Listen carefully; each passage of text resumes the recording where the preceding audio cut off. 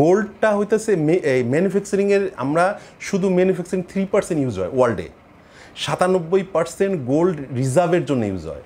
মানে এই 3%-এ কিন্তু গোল্ডে কোনো ইফেক্ট পড়ে না। মানে যে আমরা যে 3% মেকিং করতেছি মানে সারা ওয়ার্ল্ডে 3%, এতে কোনো ইফেক্ট পড়ে না। 97%, 97% তো রিজার্ভ, প্রত্যেকটা দেশ তার রিজার্ভ বাড়াচ্ছে, চায়না বাড়াচ্ছে, ইউএসএ বাড়াচ্ছে, প্রত্যেকটা দেশ রিজার্ভ বাড়তা, এর জন্যই গোল্ড রেটটা বাড়তেছে।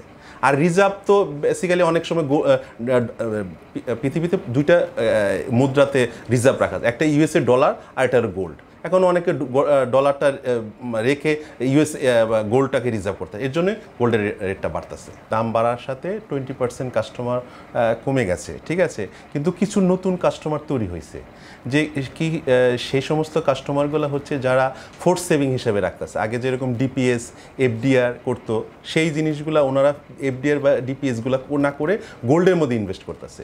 এই কাস্টমারগুলো নতুন কাস্টমার আমাদের তৈরি হয়েছে, কারণ এখন গোল্ডটাকে অনেক মানুষই এখন মানে সেভিংটাকে সেভ মনে করতেছে, এফডিআর পিএসের চেয়ে ব্যাংকের চেয়েও সেভ মনে করতেছে গোল্ড, কারণ গোল্ড যখন তখন বিক্রি করতে পারে। ধরেন আপনার শুক্রবার নাই, শনিবার নাই, ব্যাংক তো শুক্রবার শনিবার বন্ধ থাকে, কিন্তু গোল্ডের মার্কেট কিন্তু শুক্রবার শনিবার বন্ধ নয়। আজকে আসবে, স্টিল নাও ক্যাশ 1 মিনিটের মধ্যে ক্যাশ করতে পারবে, সে বিক্রি করতে। এর জন্য এই মনে করেই মানুষজন নতুন করে কিছু কাস্টমার তৈরি হইতেছে সেভিংয়ের ক্ষেত্রে। গোল্ড রেট বাড়লেও মানুষের কেনার প্রবণতাও বেড়ে গেছে আবার কিছু লোকের।